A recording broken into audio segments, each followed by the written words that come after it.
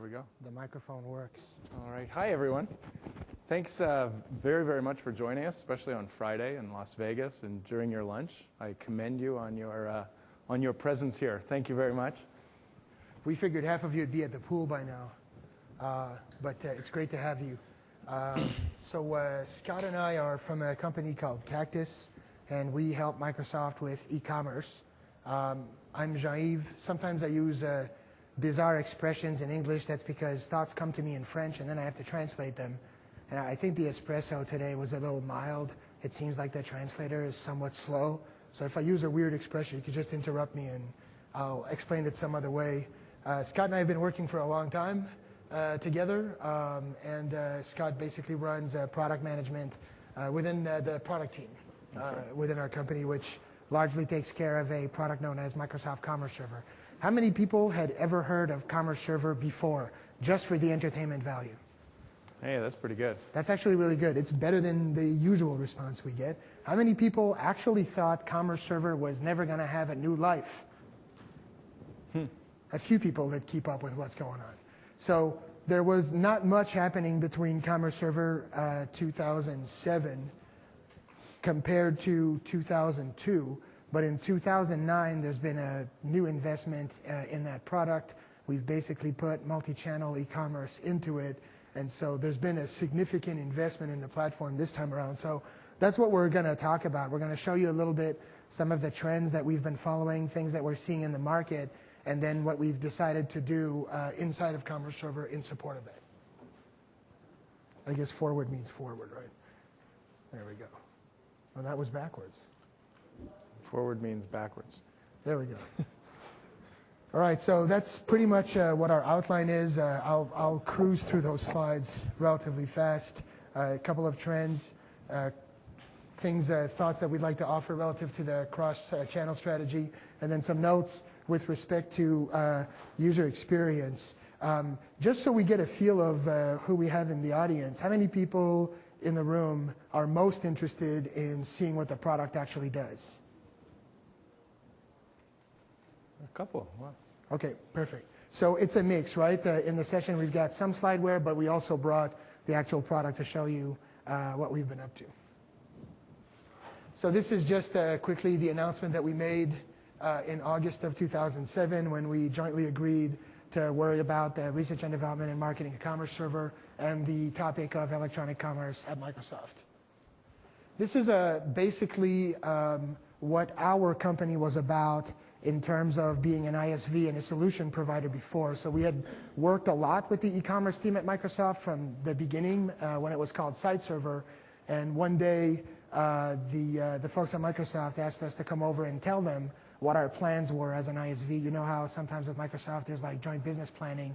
And so we came over and we showed them this diagram, and we explained to them that a lot of the customers we had, I mean, at the time we were very focused on the B2B side. So on that side of the slide, working with products like BizTalk and XML and all those kinds of things, we realized that as we helped suppliers move off of faxes and pens and paper and stuff like that onto things like EDI and electronic medium, that there was really nowhere for the data to go within the company because that data really never existed in that form before.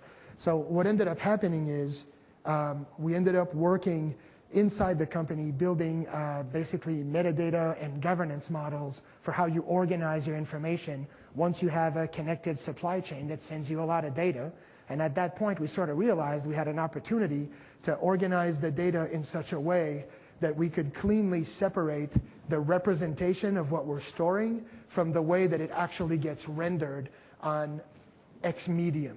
Right? So a big point there is relative to the preservation of the context and the semantics. We got to a point where we were able to build some XML structures and we were able to build some context that allows us to represent certain entities within the enterprise only once, but show them on multiple devices regardless of what the constraints on that device really is. So when we were showing these things in the beginning, there's an Xbox up there. People would be like, why is Xbox up there? Well, pretty soon, we think that a lot of our customers are going to create ad campaigns that will span the web, mobile phones, interactive television, and things like Xbox Marketplace. And you see that more and more already. Just last year, Microsoft ran a contest for a complete month called 33 Days of Halo. How many people are Xbox geeks in the room? I'm certainly one of them.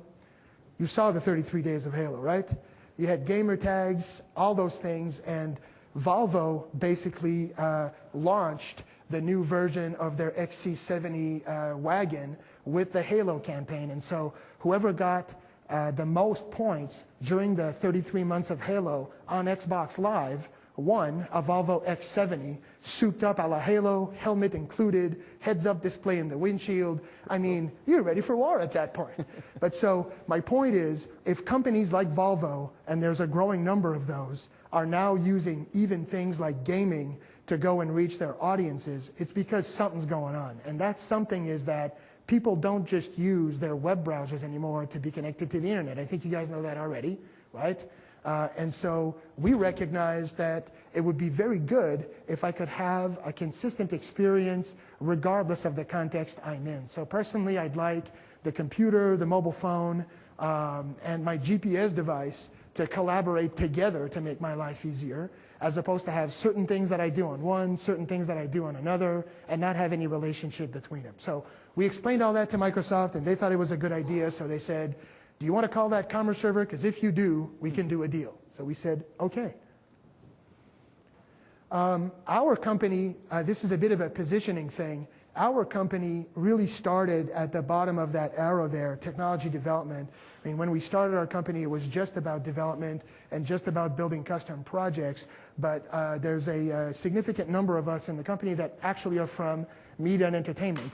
And so we're nothing short of thrilled that user experience is important now in electronic commerce, because we get to use the skills we had in media and entertainment in this business instead. And so one of the things that we're looking for within our partner community is really to build some new working relationships with agencies that are running ad campaigns or marketing or doing marketing and brand management for the companies that they represent.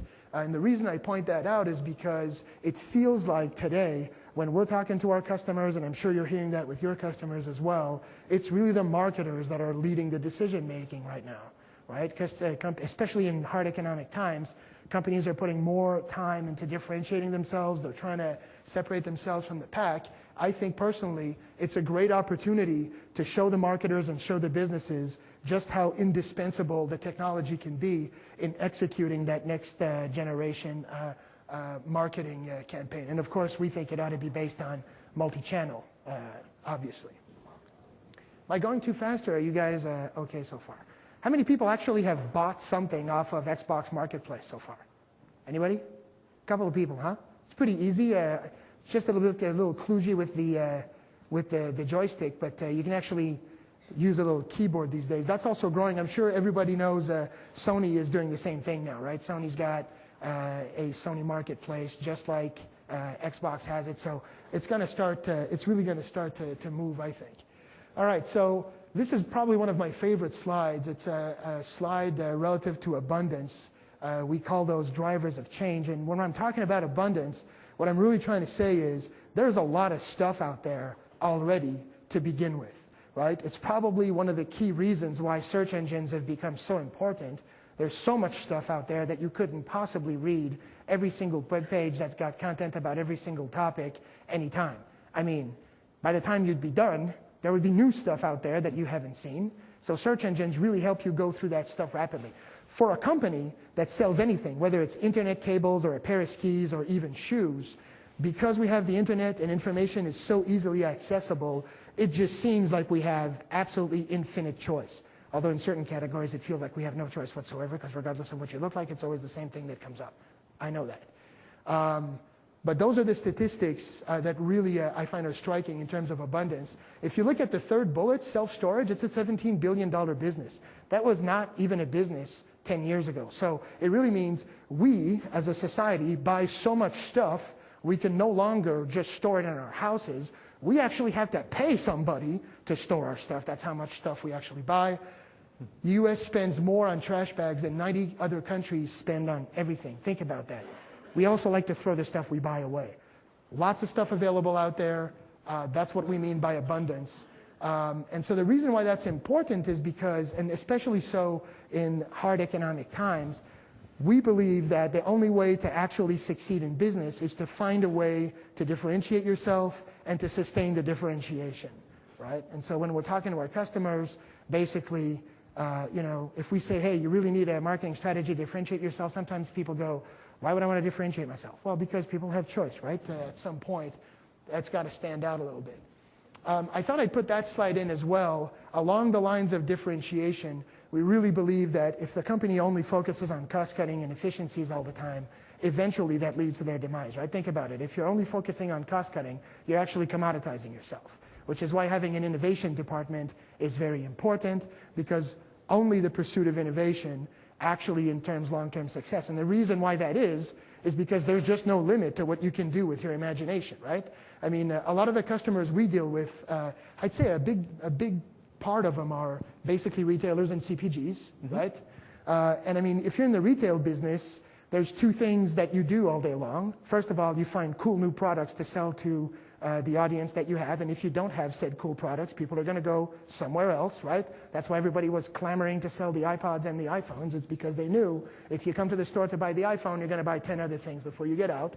So you have to find things, you have to introduce new products to market all the time. How many people agree with that assertion? If you're a retailer and a CPG, the key is you got to introduce products to market all the time. Anybody believe that's true? I think that's absolutely true. Who wants to buy the same stuff all the time? That's why that's related to innovation, right? How do you come up with new stuff? Well, you got to innovate. You might not find that cross-channel e-commerce is truly innovative in its own right, especially if you're in technology, because we've been talking about that for a little bit. I remember last year at MIX we had a discussion with respect to that. But for a lot of the companies that we speak to, they're not used to thinking of things that way. They think, well, I got a bunch of stores, I'm going to have a store strategy, and then I got another division in another building, sometimes in another city, that worries about my website. And those companies don't look at the whole thing as a whole and go, how do I take my strengths and my assets and play them on these different touch points with my customers? Anybody in the room heard that from their customers so far? Do you guys deal with retailers at all? No? You guys need as much espresso as I do, don't you? All right. This is an interesting one. That's the second driver of change, acceleration. And so if you look at the economics, since the agricultural age, you will notice that roughly it takes about 1 order of magnitude less time for a new technological revolution to take hold compared to the last one. In other words, the actual evolution itself always seems to happen exponentially faster than the last one. And so the best example I can give you, right, comparatively, the information age is roughly when human beings started building computing machines, right? And, I use that term that way, computing machines, not computers or personal computers, because that sort of came later. But if you compare when the information age actually started, machines getting built, the idea of a computer getting generated, PCs penetrating the home, I mean, roughly, we're looking at, 1965, 1970 to, I don't know, let's call it 1992, when we could assert that most homes in America have a computer. Everybody agrees with that? So roughly 25, 30 years, right? Compare that to email, right, which went from absolute obscurity, basically for hobbyists in 1993, to absolute mainstream by 1998. I mean, seriously, in 1998, who sent a resume in paper, right? I mean, everybody had email by 1998. That's only like 4 or 5 years compared to the 25, 30 years before. And so the reason why that's important is because it's not true that every technological gizmo or every technological inflection point is here to stay. I think a prime example that hits Scotty and I close to our hearts is RFID, right? Yeah. RFID had a peak like that maybe a couple years back, and we all thought it was going to happen because tags were dramatically cheaper, but there was just no business case for it, so RFID is kind of back into the business case justification piece. But when a technology does hit that inflection point, it seems to happen overnight. And if you look at social computing, like things like Facebook, how many people find that Facebook pretty much happened overnight? One day there was no Facebook, The next day, millions of users were going on Facebook. And that's because every technological revolution in themselves make us actually smarter, more educated about technology, and therefore more apt to accept new technologies, which only make us move faster, right? And so for all those good reasons, we believe that it's possible multi-channel e-commerce and cross-channel e-commerce is a technological hype, and it's a way for all us vendors to have something to say. That's possible.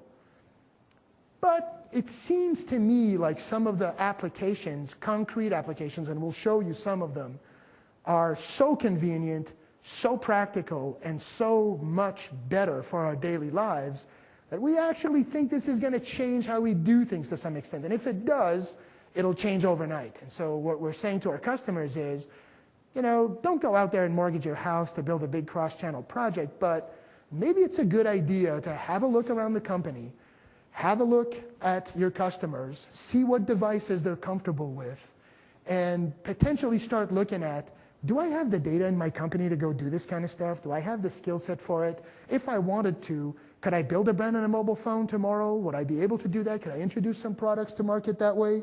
I mean, it's really the time to go do that at this point. All right. Of course, if you don't like change, since change is what we've been talking about, you're going to like irrelevance even less. I think that speaks for itself. This is a slide I really like because I don't think I can think of a company that's more traditional in real world than UPS. And if you read the annual report from UPS in 1990, they used to describe themselves as a trucking company that understood the value of technology. And if you read the UPS annual report today, they describe themselves as a technology company with trucks. I know it sounds simplistic, but that is a gigantic mindset, right? It's a gigantic mindset change because a lot of the people in that business are used to thinking that the trucks are what's valuable, not necessarily the context and the logistics around the trucks, which eventually the trucks are actually actual commodity.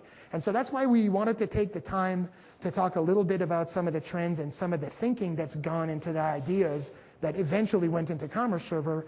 It's because we think these are the actual struggles when you're establishing a strategy within your company, right? If your company's been successful at something for a certain while, it's very hard to get people to buy in into the fact that maybe the context has changed now. Maybe the company's value proposition needs to be adjusted for a new context. And personally, we want to help our partners and our customers go through that, and then we want to enable them with the technology to successfully implement it. As cheaply as possible, of course, right? This is probably one of my personal favorites. How I wish I would have come up with InfoLust. Has anybody seen this before? No? It's a great term, isn't it? Right? Imagine if you could get the royalties for that. InfoLust is a trend that's been tracked for the past 4 years now, and it's a trend that's looking at a generation that's slightly younger than we are, probably currently right now, call it the 16s to 22, right? Or you could even enlarge on that to the 12s to 22 because there's a bunch of 12-year-olds online these days. But it is a generation that is always on. That's a generation that has not known an offline world.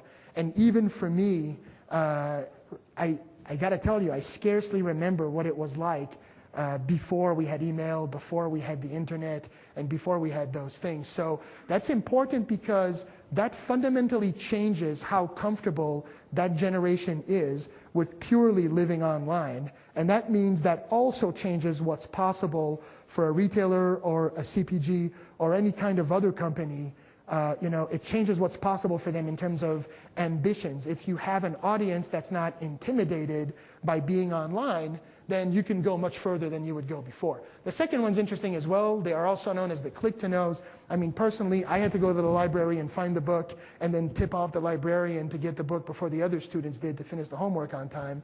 But the students today really don't do that. They hit Google and Wikipedia, and then they have a wealth of information in front of them really, really fast. Writing a paper for school will never, ever, ever be the same ever again. I actually believe there's a peer network out there where you can actually trade homework with other people that have been in your grade with that teacher before.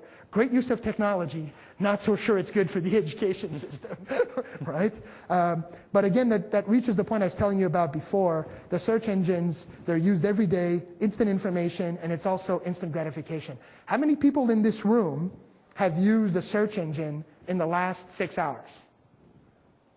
Look at that. More people than have heard about Commerce Server before. You got to like that, right? Okay. They Googled Commerce Server, I think. Let's see who's really hardcore in the room. How many people have used a search engine in the last 5 minutes on their PDA? Come on now, don't be shy. All right. Can you imagine, right? How many people in the room decide after 3 searches, 3 tries, that whatever I was looking for, it didn't come up on the first page, therefore, it does not exist? How many people? Seriously. The rest of you are really patient, very patient. How many people go to 4 keywords just out of curiosity? How many people are thinking, dude, it never takes 3 words to find something on Google? Come on now. Really? Okay, well, I'll tell you, on Microsoft Campus, it takes about 1.5 times. You enter the keyword once, you try it again in case it was an Internet Explorer problem, and then you decide it doesn't exist. What decided that is convenience. I don't want to give myself the trouble to go sifting through millions of records. I'm going to let the search engine do it instead. That convenience exists in all of us, right? Everybody here likes instant gratification, and the kids I was talking about from 12 to 22, they're much worse, right? Actually, if you look at the news right now at 6 o'clock, the 6 o'clock news, and you compare it to the 6 o'clock news from 25 years ago, you will find that today's 6 o'clock news, even on the BBC, which is supposed to be the single most conservative news agency on the face of this rock, it looks like an MTV production. It looks like a music video, right? Whereas the news from 25 years ago, basically it looked like CPAC and some sort of very long, strenuous tax audit, right? And that's because we've become absolutely full of that info lust. We want a lot of information, we want it now, we want it fast, and we don't want to spend a lot of time waiting either. I also think that's why multi-channel is going to work. So I think we've talked about instant gratification. Proliferation of smart devices, I think, is a absolutely self-made statement. I mean, every other week we hear of some new company having some internet-connected device with some new button we've never heard of before. How many people heard of the Google GPS application that goes on your iPhone? Anybody? Did you know that? Right? It could be useful, but it could be dangerous. And then ubiquitous high bandwidth access. Well, that's also true, right? Because in the United States, even in Canada and parts of Europe now, most of the places you go, you can either get Wi-Fi for pay still, but there's a growing number even of municipalities that allocate a part of their tax budget to pay for free Wi-Fi within the municipality. It has become an essential service. Having access to the internet is now considered a utility. You know there is legislation on the Hill now to make it a utility like electricity, right? When you're at the point where the U.S. administration, the president himself, cannot get away from his BlackBerry, it's either that BlackBerry's got the goods on him, right? Or that it's that important. And so I emphasize that because that's also a profound change. The fact that there's high bandwidth access to pretty much anything now, whether it's the computers or the phones, it also means that there's more room available to do cooler things. And it also means that if I can do cooler things and I want to separate myself from what the competition is doing, if their mobile site is dull and unusable, and I make mine not dull, brand representative, and very useful, I'm going to get the business. That's usually how it works, right? I mean, it works the same for stores. What are the 3 rules of store placement? Anybody want to venture an answer to that one? There's a smart guy who's been in retail before. Location, location, location. What do you think the 3 rules are of a successful mobile application? Anybody? Anybody? Bueller? Fry? What's that? Fast is one of them. I'd argue simple. Nobody wants to have to write their life story to get an answer on a cell phone where the keyboard is this big, right? And I mean, it's ironic for people that work in a Microsoft product group to talk about simple, because we're usually all about features, right? But we've realized In this particular case, less is more. It's more convenient, and the gratification is faster. And that's also why it's so absolutely important to understand what are the things that are motivating you to build those applications to begin with. Because if you mess that up, it's not going to be useful, and it's going to fail. The clash with the real world, that's a good one as well. Usually I show these on different slides, but what I thought I would tell you is we've been working for the last 3 years with a consumer electronics retailer of note. Anyway, we ran tests in specific stores that are targeted towards that younger generation. The number one piece of feedback we got from the growing teenagers, call it from age 16 to age 22. Number one piece of feedback, you want to know what it was? Your store is slow and it's dumb. When I come into your store, it doesn't tell me anything about itself. I actually have to go hunt down a human and ask. I don't want to go ask. It's too long. It takes too much time. Besides, I rarely get the answer I want anyway. Does that surprise you?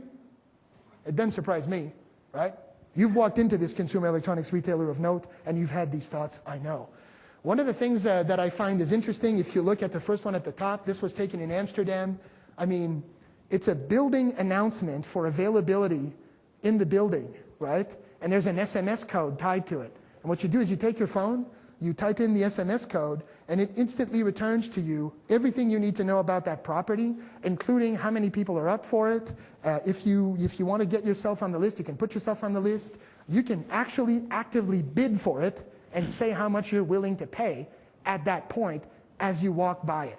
Now, if you were looking for a place to rent, I think it's true. One of the best things is when you're walking around, you see something you like, and then the first thing you do is you try to find out how do you get in contact with whoever rents this stuff, right? That's what I mean by the clash with the real world. It's that slowly, I think, we're going to see, and personally, I consider this yet another artifact of a channel, but I think that we're going to see more and more things in the physical world being somehow tied to the network so that we can get information about it, just like that building. The other code there with the television, interesting, not sure that's actually going to work, but it shows you some of the things that are being tried out there. And then the Wi-Fi codes over at Singular and the Delta flight status panel. Basically, those codes, you put your phone right in front of it, you take a picture of that, and it instantly configures your phone to be on the Singular network. You don't need to know what the SSID is. You don't need to know what your account number is. You don't need to know any of those things. Why does that work? Why do people like that? Because it's instant gratification. I don't need to give myself the trouble to remember a bunch of stuff that's useful in that minute, but that will be completely useless in 10 minutes, right? And then the other one that's interesting is that one at the bottom, the Sony Ericsson P900. I used to have one of those. It is now resting at the bottom of the Caribbean Ocean.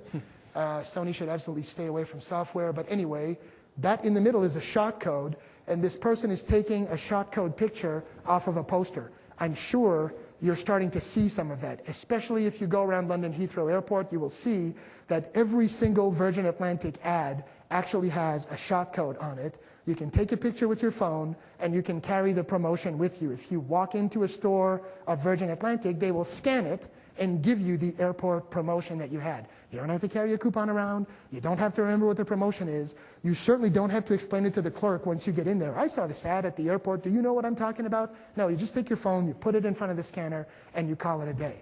That's much, much, much easier. So I show you that because I wanted you to see multi-channel is really not shop online, pick up in store. That is so 5 years ago, right? It's evolving into a lot more stuff than that. Personally, I find it very, very exciting. And that's why Scott and I get up in the morning to have espresso and get to work. Some of the other things that we've been looking at that I personally find very interesting, augmented reality. Does anybody know what that is? That's almost as creepy as ambient computing. Have you heard of that, ambient computing? I saw a test of that once. It was in that Pink Floyd video, Learning to Fly. You know, you get over that wheat field, you can actually smell the wheat and feel the wind. It's kind of creepy. I wouldn't want to see Friday the 13th in ambient computing. I can't imagine what that would smell like. Wearable technology, right? People have been talking about that for a long time. You know, is it one of those things that's just going to die, or is it one of those things that's going to catch on and seemingly overnight everybody's got wearable technology? Don't know, but I think augmented reality will. Ultra-mobile computers. That sounds simplistic, but one of the things is for us, we got to carry a computer that's logged into our domain, and we got to carry another computer that's logged into the Redmond domain. So ultra-mobile computers are actually useful. They're light. you don't get half as much shit from the airport security, right? I mean, you know, there's something good with that. And the other one that I really like is digital signage. That's actually changing and evolving at a very rapid pace. And I mean, it's very interesting to see a world where I can make some changes in a product like Commerce Server and actually affect the signage in 5,000 stores in 30 seconds. Of course, you want to be careful who you let do that. Huh? You don't want to have one of those global oh-no seconds where you've put all the iPhones on sale for $1, right? All right. Walking around. So these are pictures we took walking around. This is an example of eye-catching, engaging, interactive, multi-channel that I found was very, very original.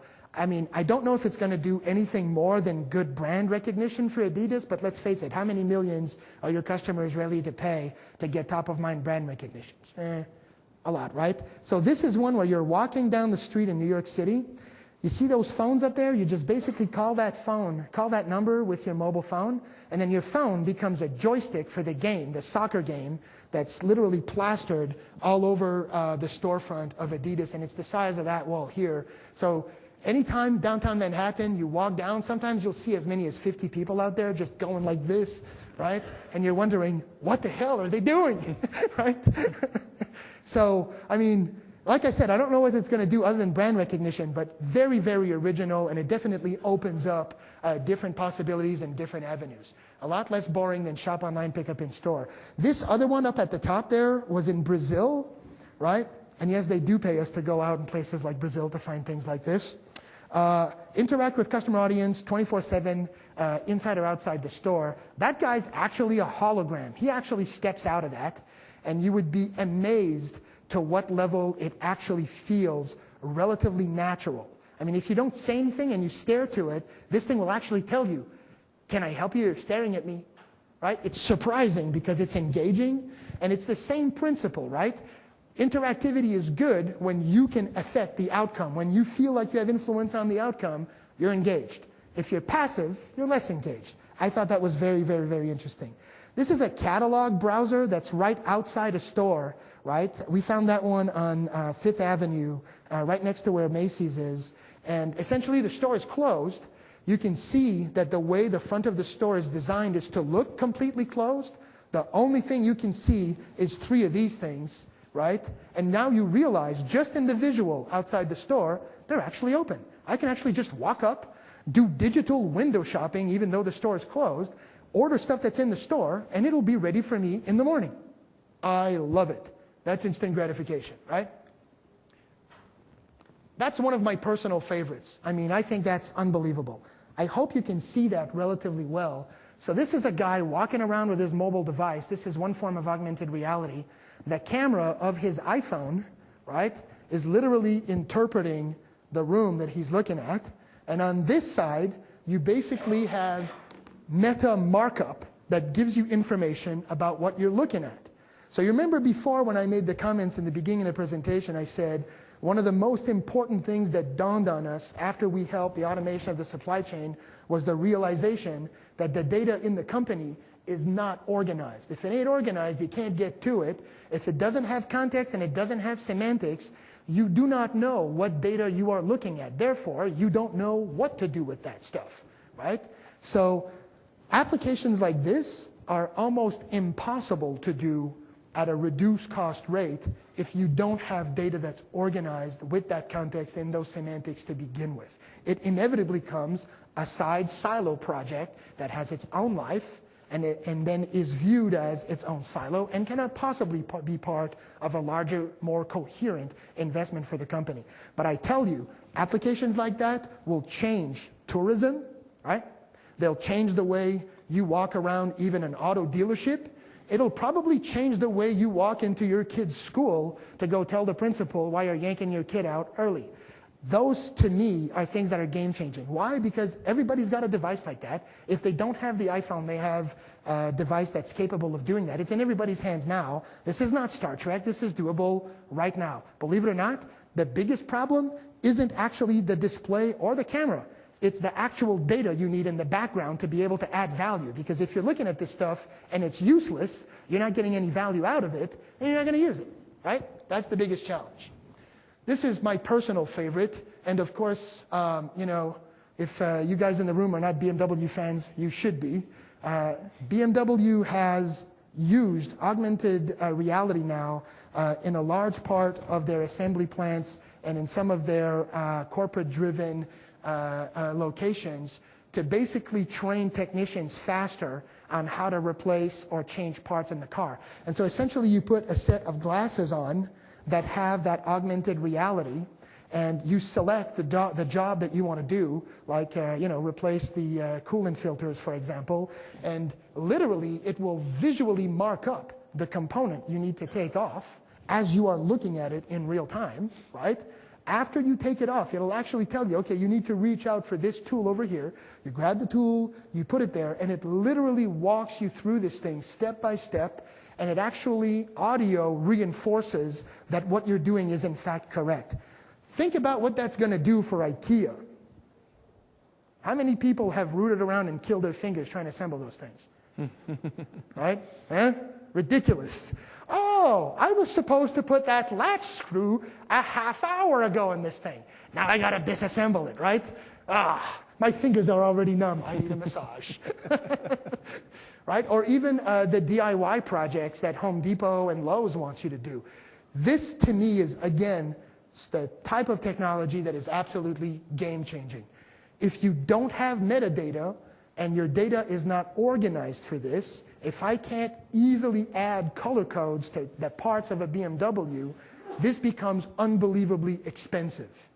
And it might not be worth it, and your competitors are going to figure it out, and then, well, you're going to have a problem. All right. I'm going to go through this relatively quick because I see that on the timeline I'm chugging away. The whole purpose of this slide was to tell you, if you don't think mobile phones and mobile reality is for real, think again. Mobile phones outpace PC penetration pretty much everywhere in the world. Interestingly enough, the United States is a bit of a laggard as far as that goes, but that's not going to last. If you go to Europe, people have cell phones, they don't have computers. You don't really need them. I mean, you have a cell phone that's fast and it works like a computer. Why carry that around in the Paris metro? So we believe mobile phones are an actual platform the same way that computers are a platform. I thought you'd find this interesting because a lot of the things that are up here, these things were invented by consumers for consumers' convenience or by various entities out there like wikis and viral videos and blogs and things like that. And it's actually so useful in certain contexts that it's now being adopted by business in B2B systems. Right? I mean, I've seen manufacturers now use things like RSS feeds in manufacturing, especially in the aerospace industry, to send maintenance bulletins out to all the airlines instead of faxing it to them. Right? Who would have thought? So, I mean, those are profound changes, right? The things that are going on in social computing are actually bleeding over in other sectors of the economy. This I thought you'd find interesting. I mean, this is from the B2B CMO investment priorities. I took the B2B one because it's outside of B2C. To me, cross-channel seems like a natural fit on the consumer side anyway. So the important fact here is it's actually priority number 3, even on the B2B side. So to me, those are clues that that's for real, and there's actual real practicality to that, right? I mean, if there's anybody that's focused on cost cutting, it's the supply chain. And so if those people are starting to use cross-channel, it's because there's actual benefits to it. Like if you look at the top, increasing internet presence and web marketing for a B2B company, that makes sense. By the way, that's been the same priority for the last 10 years for them. I don't know why they don't do something about it, but it's been like that for a long time. And penetrating vertical industries, that's been there for a long time. It's why we had vertical accelerators for a bit, right, Scott? Well, yeah, we still sort of have them. They're just hidden. This is an example of a real-world company, Honeywell. Everybody knows who Honeywell is, right? And so we're down to companies like Honeywell that actually use cross-channel, right? Search, advertising, trade publications, blogs on the community side, and they even have some of their official PR on YouTube now. Think about that. It ain't a press release to CNN, it's a video on YouTube, a company like Honeywell. So I would imagine that if an old world company like Honeywell is doing that, some of the more sophisticated technology companies out there and some of the more in-tune companies ought to be doing it as well. If it works for Honeywell, it's going to work for everybody else. All right, the imperatives are what? Bottoms-up functionality, very important. Simplicity, more practicality. That bullet said something else before. I was asked to change it. But basically what I'm trying to say is, it doesn't matter if you got 55 features up on your website or up on the mobile phone or on any of those devices. What really matters is the precious 4 to 5 actions your customers came to do. Can they find them easily, and can they do them in a way that they instantly understand what just happened? If the answer is yes to that, to us, that's going to succeed, right? That's also why UX is so important. I think you've seen, Mix has become largely about user experience and design, hasn't it? And I think it's interesting because it's only recent, maybe the last 2-3 years, that even the IT side of the house starts to understand that, hey, I can't tell the art department or the designers no just because the IT is not going to work. We're at a point now where differentiation is so important, and it's so hard to acquire new customers and even retain existing customers, that somehow the technology has to find a way to follow the imagination of marketing in a high fidelity kind of way, right? And it's very simple. Why is it so important? Because of everything we've talked about so far. Because differentiation is so important. Because that's so hard these days, even to keep people loyal to your own brand. And of course, the reason why I have a slide just on that is because we've made a lot of investments in Commerce Server to really facilitate that to the next level, haven't we, Scott? Absolutely. This is a slide I got at Mix last year or the year before. Anybody seen this slide before? I think it's absolutely great. Hopefully you guys can get a copy of these things. It's basically the view of the customers and the IT department. See, the IT department sees data. The ones that have had a lot of espresso think there's business logic around that. And then they tend to think that there's a thin optional layer of paint on the outside called user experience. Whereas the customers we're competing for, they see the user experience, and the rest of it is, well, magic. Nobody really cares how hard it was to make this work. It just better work, right? I'm not going to bore you with that aspect of it. All right, so those are just some of the key inflection points we talked about, right? Various channels and devices should be designed to work together. The experience itself has got to be consistent. In other words, if I see your company, SO, on the GPS as it comes up, the actions related to it should be SO-esque. I should be thinking, yeah, that's SO. That's the way it works. It's got to be consistent that way, right? Because you got to build trust in your brand that way on different devices. That's how you get the users to become comfortable with the new devices and the new way you want them to do business with you. I think you're going to see a trend where we're going to move a lot from text-intensive on the web to more visual cues and motion. I think you're seeing that already. That's probably why Microsoft is putting so much emphasis into things like Silverlight. The digital world's influence on the real world we already talked about. That's another very good point there. Not all actions are possible on every channel. So that's one of the things we've done. If we had a lot more time, I'd show you an example of that. But there's a specific brand we work with where there's 3 channels. And we have about 7 possible actions on the web. We only have 3 on the mobile channel because the other 4 don't make sense on a mobile phone. We'd be confusing the users, and they would dismiss this whole thing as a mere translation of the website. We don't want that to happen, right? Don't underestimate the importance of metadata. I think I've hammered on you enough for that. And next generation design strategies, inclusive design patterns that cross cultural bounds. What that really means is you're looking at a world now where you need IT, the designers, the marketers, and the strategic thinkers together at the table to be successful. The best thing to do now is to minimize the jargon of those disciplines to get everybody on the same page. Use some of the technologies we're going to show, like Expression Blend, where it's possible to mock things up interactively before you lay code behind it, get everybody on the same page, and move forward. Otherwise, complex multi-channel projects become very confusing, very time-confusing. That's sort of what I was meaning here by where do you begin, right? Build your differentiating through innovation. Don't focus on the technology first. Focus on the end game. That's a very weird comment coming from people that are going to represent a product group. I understand. But it's really the right thing to do, and I assure you we've put the right things in Commerce Server for that. Take time to structure the underlying metadata. We talked about it. Interactive storyboards. We talked about it. Had anybody seen this before? Right? This is sort of the map of innovation, right? How do you go about doing innovation? It's mindset. You have to have these bases covered. Some people think it's corny. I'm not using it as a tagline. We actually have in our own company a group that's actually dedicated to doing just that, and I highly recommend that you advocate that within your own company. This particular diagrams come from a company called IDEO. Does anybody know who IDEO is? Yeah, it's recognized as one of the most innovative companies in the world, right across chairs, buildings, computers, you name it. So with that, I'm going to turn it over to Scott, who I've seriously encroached on his time. Clearly, the espresso wasn't all that great. But what I wanted you to see in Scott's presentation is everything we've talked about, we've applied in Commerce Server. We've got visual tools in Commerce Server. It's a mainstream Microsoft product. And I point that out because some of the things we had brought in the beginning were a little edgy for them, but the fact that they allowed us to go put that in a mainstream product tells you this thing is happening for real, right?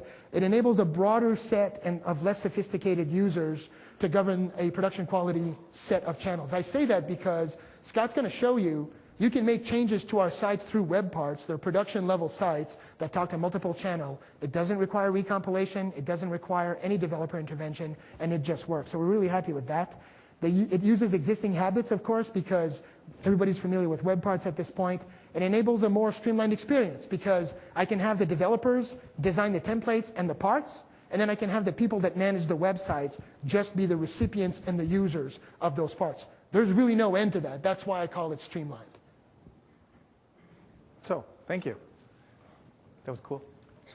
Thank you, Scott. I'm just going to sort of shift gears just a little bit because, we're all somewhat technologists here, right, at some level. Speak for yourself. So Jean-Yves kind of, talked about the importance of the experience and the magic that's required inside. So I'm going to drill in a little bit and talk about the magic that is Commerce Server. And it's basically the product that lives underneath all this stuff that enables the possibilities here.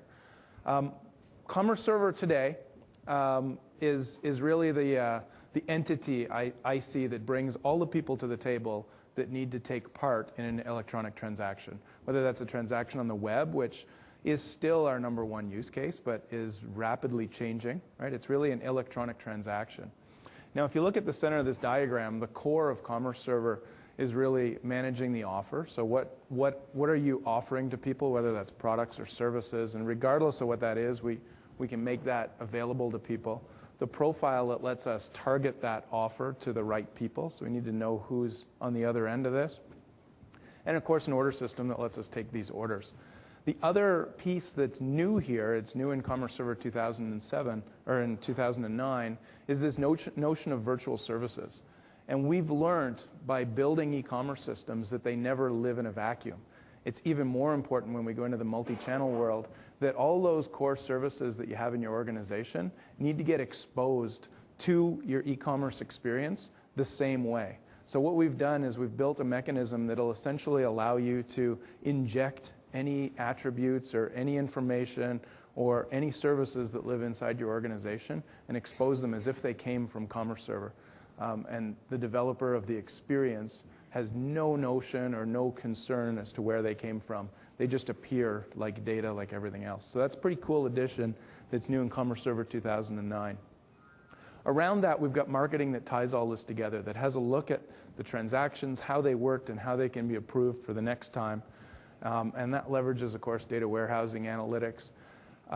And I mentioned these virtual services. These are, of course, real-time access to data. That just complements the existing integration scenario for Commerce Server. And out of the box, because we have native BizTalk adapters, that essentially lets us reach into Oracle systems and SAP systems with just out-of-the-box integration capabilities. The other net new thing that I really want to highlight is for the first time ever, we started to actually provide that surface, that paint job, that experience. And Commerce Server today actually has an out-of-the-box experience built into it that's intended not for you necessarily to turn on and start selling things, of course, unless you want to sell carabiners and boots. But what we want to do is make it available for you to turn on an e-commerce site without needing the development team, really focusing on just the experience. And it's not AdventureWorks or Condoso. That's right. Just in case you were worried. That's right.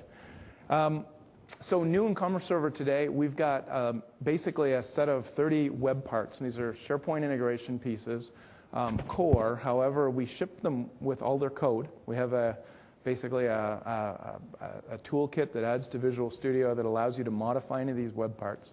They can be modified to actually not require SharePoint, but they can be used just natively in WSS and full-fledged MOS. And what that lets us do is basically give you supportable experiences that you can tune to your customers' needs. So it used to be with Commerce Server, we had a kind of a default site, right, that was like a sample, and people would go in and modify the code and create an e-commerce presence. But we couldn't really support the presentation tier. We can only support the application tier.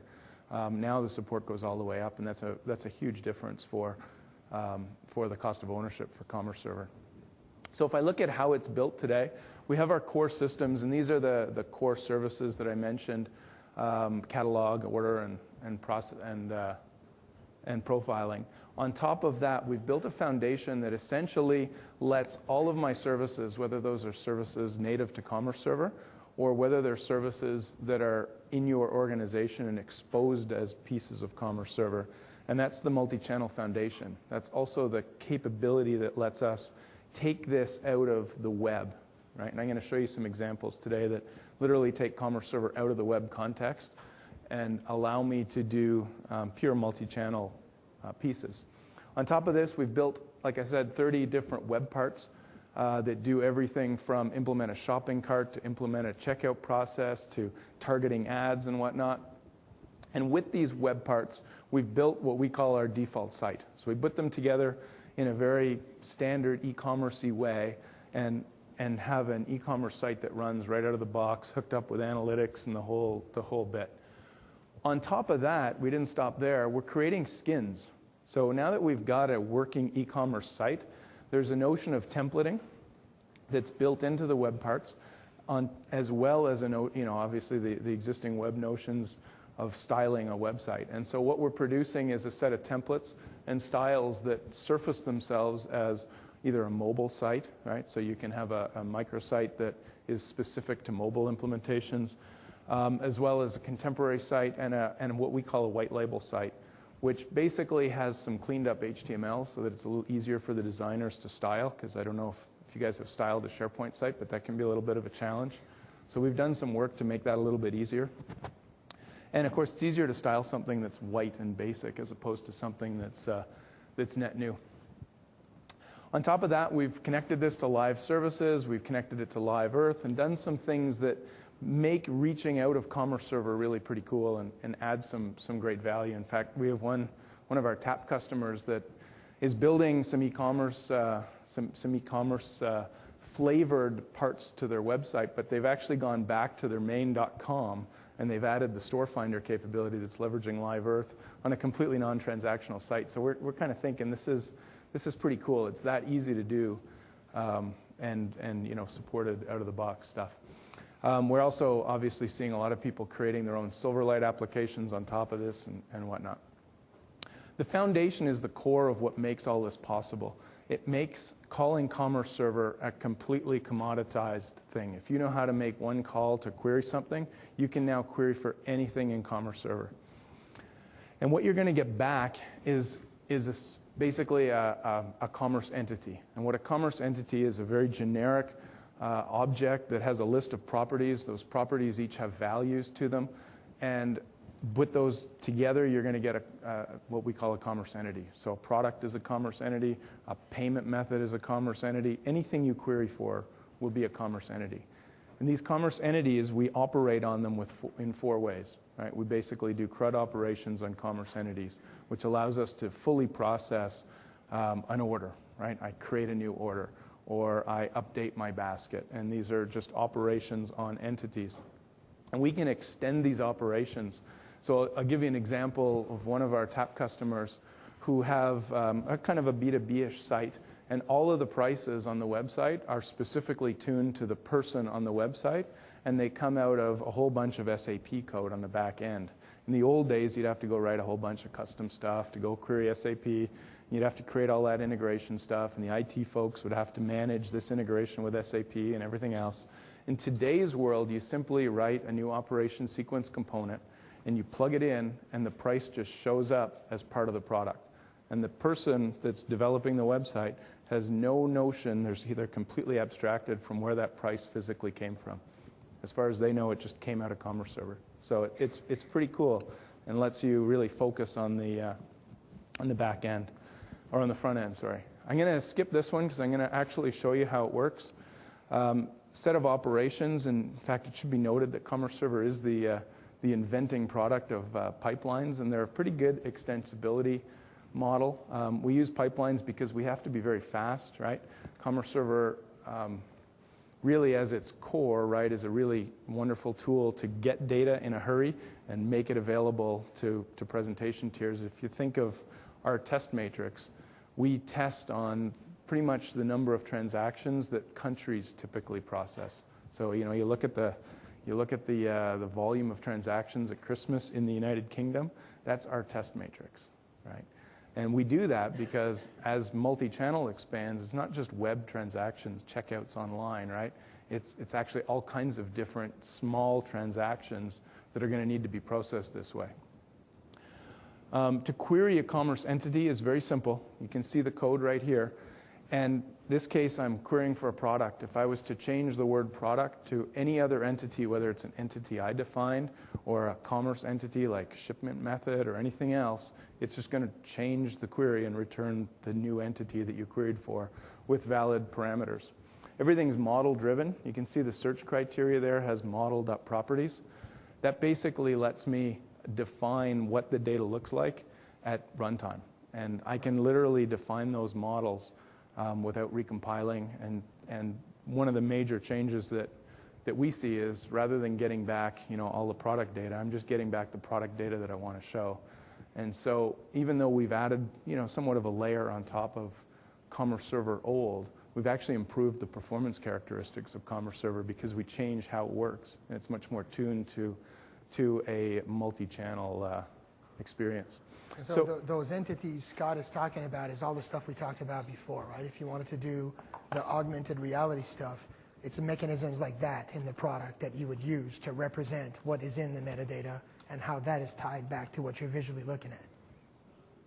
So I'm going to show you a very quick demonstration here. And I'll tell you, when I built the demonstration for MIX, I thought, I got to show a foundation and how to call a foundation. That's not the sexiest code in the world, right? So how do I do that? And I thought, you know what?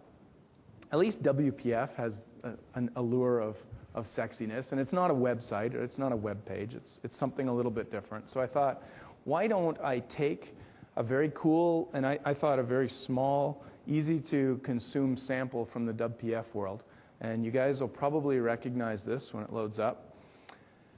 Basically, it's a XAML page that has a list in it of employees. And you can see that this is right out of MSDN samples. And it's a list of employees where they were showing binding, so back and forth binding between the list and actual text boxes, right? So when I clicked on an employee, the text showed up and I could update it and send it back. It's a really kind of cool little concise sample. But I thought, hey, you know what? I've got entities. Why don't I just bind my entities to that, show people how it works? So that's what I did. I had to make a few little modifications. Our entities come back with properties that have a key, which is what is this property, and a value, which is, the actual data. So I just changed the employee list to have key and value instead of first name and last name. And I added another little button here at the bottom that will do a CS query instead of a regular query. And then if you look at the code, when you install this sample, the sample just basically defines an employee class, fills it up, and sets the binding on the page to this employee list. So what I wanted to do was show you how I query for data. And so here basically is a query builder that we provide, and this would live on the client side. So when you actually look at the service for Commerce Server, you'll get this query builder class in your code. And what I've done here is I've used the first name text box to be the model that I'm looking for. So it's completely dynamic, right? If I type product in, it's going to query for a product. If I type order, it's going to query for orders, right? And I did one little cheat here, a little bit of a cheat, but I kind of wanted to show how I can actually specify criteria, right? If I just say, give me a product, it's like, which one? Where do you want me to look? What kind of product do you want back? However, there's a couple of other entities that I can query that I don't need parameters for. For example, shipment methods, right? You query that, you want to say, what shipment methods do you support? That's just a generic query, right? So I queried that. And then what I do, basically, and this is what you do in every call to Commerce Server, is you ask it to process the request, whether it's a query, an update operation, and that gives you a response. I literally take the response and I bind it. It's that simple. And if we run this, you can see that it was a pretty cool little sample. It has my list of employees, but if I modify this and say product and execute my CS query, what it's going to do, and you can see it's actually firing up Commerce Server and loading a whole bunch of the foundations, so the first query might take a little while. It's basically returned the first product that it came across and returned its list of properties. And it's still just a regular data binding example. You can force updates to this. But if I wanted to go from querying the catalog to querying, let's say, the order system and wanting to look for payment methods, the exact same operation and exact same code will actually allow me to query for payment methods. Oops, doesn't have an S. There we go. So it's literally that easy, right? Creating a commerce site now is all about the experience. Actually going and processing the data is now down to learning about 10 lines of code and repeating it creatively to match your experience, right? So I think that's kind of cool, and that's going to let us, instead of spending 3 years building a bunch of plumbing, we're going to actually spend a couple of months building great experiences, and that's a major difference.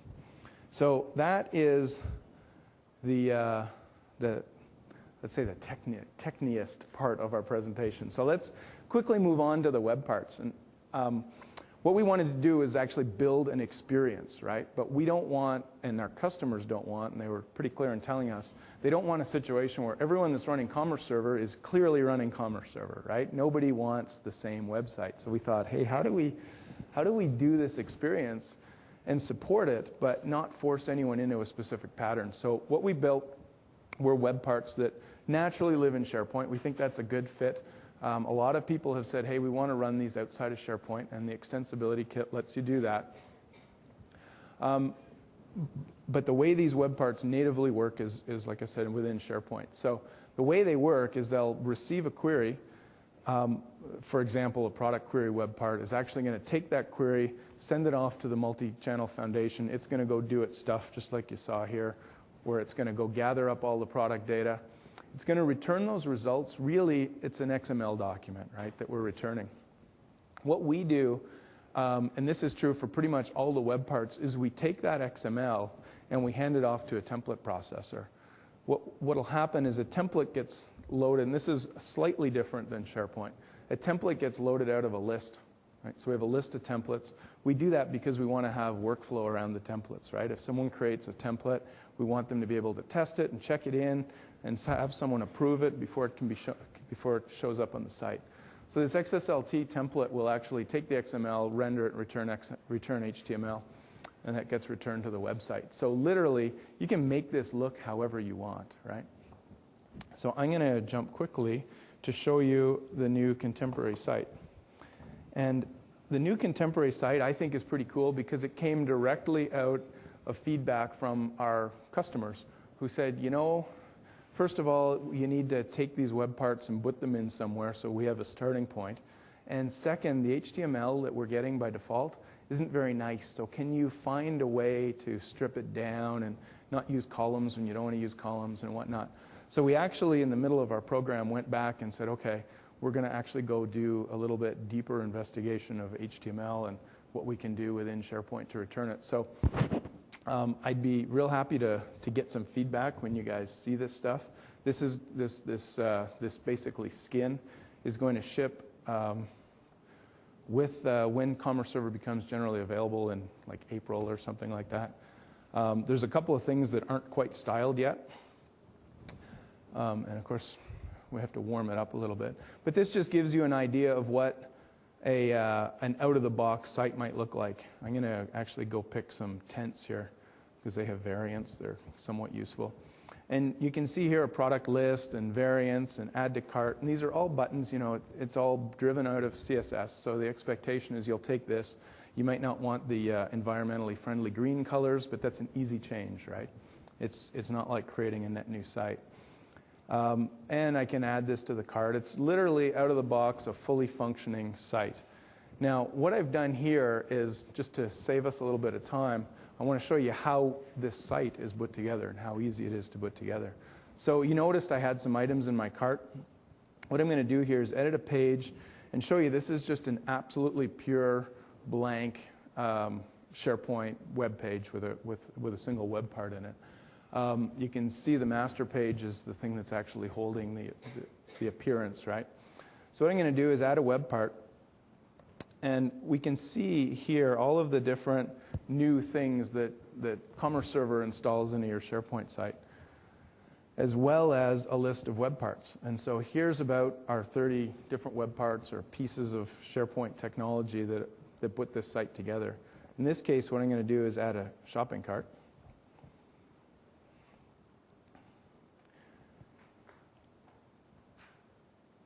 And what we get is a shopping cart, and there's a few parameters that I'm going to need to set, right? For example, someone chooses not to check out. How do you get to the checkout page? Where is it? If someone chooses to, it's just a lower resolution here. What template? What do I want this shopping cart to look like, right? I don't want it to look like everything else. So I'm going to pick one here that's just a sample. It's not a very nice looking cart, but it's highly functional. If they want to continue shopping, we'll go, let's say, to the category page. And if they want to check out, we'll go to the checkout page. And I'm going to say, OK, and I'm done. I have a working shopping cart placed on my site. That's pretty cool, right? Now, you might not want your shopping cart to look like that. In fact, I don't know anyone that would want it to look like that. I saw several adverse reactions there. They were like, are you guys colorblind or what? So let's actually go and change it. And literally, what you're seeing here is all the templates that are in a gallery of templates, right? I'm going to pick the default site cart, which is a little bit less functional but more appealing cart. And there we go. We kind of have a nice looking shopping cart that's literally fully functional. If I proceed to checkout, SharePoint's going to do its thing and save that page, and then it'll actually take me to checkout, right? So fully working. Now, you might wonder, you know, what does that look like when you take all the stuff Jean-Yves was talking about and all of the notions of actual experience and put together a site? Maybe can we switch it over? Yeah, maybe you can there we go. Show us. So, I mean, you know, what I think, first of all, thanks, Scotty. I think when you look at what Scott was showing, you can see now what I meant by streamlined, right? You have the developers that build the web parts and that build the metadata, and then the templates made by the artists, and then all those things come together in the user experience.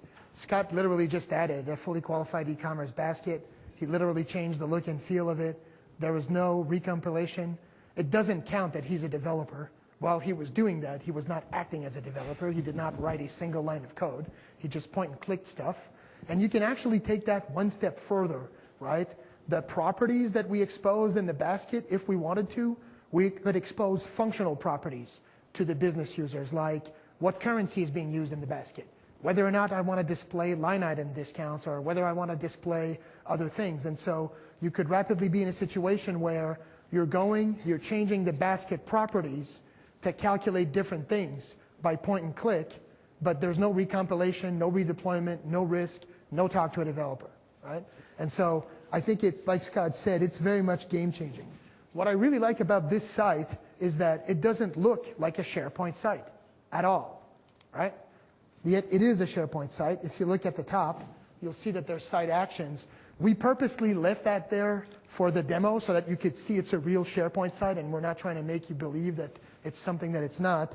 But I mean, if I cruise through these categories, this thing is fully styled. It's actually even connected to Virtual Earth via the store locator. I mean, if you do the store location on this thing, it'll literally go up on the internet and find the store. It's got rich controls that actually have a bit of a nervous system to them. It's got flickering controls as well, right? Some of you will recognize that some of these cues are fairly Apple-esque. No, I did not say that out loud. So that's the same. That's actually the same site, just with a different style applied to it. Yeah, that's literally the same site Scott just showed you, except, like he said, there's the artwork layer that's been put into it, right? And so we even have different levels of multimedia in there. We can play samples. I mean, these reviews right here, they all come natively from SharePoint, and they're all managed by SharePoint, but they're combined in the experience through Commerce Server. So this gives you a lot more possibilities straight out of the box compared to what we've had before, and that's why I said this was much more accessible to a wider audience. If I want to, like Scott just did, I can literally go into web parts. I can go into the Commerce Server gallery and literally add web parts into this surface, or I could switch my web parts around. I could decide to put parts in different zones and change their behaviors in different zones without even talking to a developer. Just that in its own right frees an actual marketing business team and enables them to really do brand management on the front without having to require an IT project, right? And so we thought it would be good for you guys to see that. That being said, I don't have the projector to show it to you on screen, but you can come see it right after. We also have an application that we've made for iPhone called SoundRiff, which also talks to the commerce services Scott was just showing you. And it's a native iPhone application, and there's a tie between the phone and the web. So every item that you see on the web, you can mobile it. So you're looking at something, you're you know, a lady of some distinction, like Donna over there, and you want to tell your husband to go pick up something at the store, and you know half the time your husband is going to mess it up. He's going to buy the only variation that you didn't want. And so you can mobile it. You can be on the site, find the product, send it to the mobile phone. I'll show you where it lands in here. And we also have an automated store pickup mechanism where when you're on the site and you're checking out, you have the opportunity of printing the receipt with a barcode that'll get scanned at the store, or you can actually send a QR code to the mobile phone, not print anything, show up at the store and have that scanned. Same with coupons and all kinds of other things. The other thing is, if I order something online, I want to pick it up in store, the order actually shows up in here as well, and we've got little visual cues. We did it on the iPhone so that you could see this is not some pro Microsoft talk. This is really across all the channels using the same technologies. That's why Scott was referring to all these things as entities before. Sometimes it's a basket, sometimes it's a mobile phone, sometimes it's an offering, sometimes it's a group of discrete metadata to describe items in a mall. We don't know what it is. That's why we're calling them entities. And then we use the templates we just showed you to render that however we want on the medium and the device we want. That's why we call that a true separation of concerns. Is there anything else we want to do? Well, I think we're kind of on our end of time. Yeah. But we'd like to, if anyone has any questions, we can address those.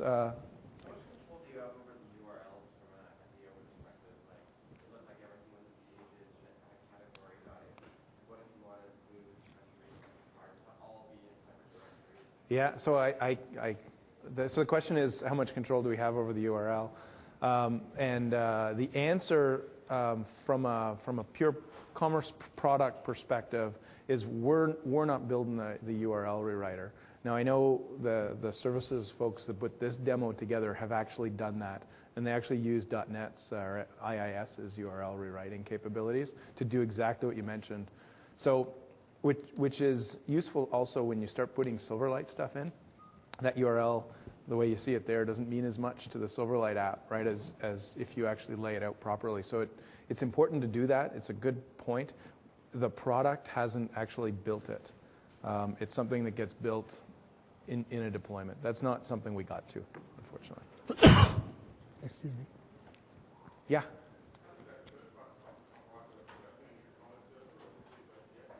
Yes. So the question is, how does the search box work? And the answer is yes, it goes through Commerce Server, and yes, it goes through Moz. It does both searches, and it returns the results together, combined. So the way search works is actually 3 web parts, the one you see there, and then on a results page, there's 2 web parts, one that would hold the commerce results and one that would hold the SharePoint results. Yeah. This is not Silverlight, actually. You see some alpha blending, and that's just their, it's CSS that's doing that. It's just fancy CSS. Yeah, it's literally the same site you saw with a different skin. Yeah. Sure. No, it's a regular standalone product from Microsoft. Commerce Server, the standard edition is, I think, $7,000 US, and the enterprise edition is, I think it's 25. It's about that, right? And of course, when you go to buy it, nobody pays that, right? You have. I don't think you're supposed to say that. Well, I don't know. There's a price list. It's big. I don't know how they do it. So we're done. But if you have more questions, we'll take them on the come and side. see And us. if anybody wants to see the iPhone app, we'll show you on the side as well. Thank you very much. Please fill out the evaluations.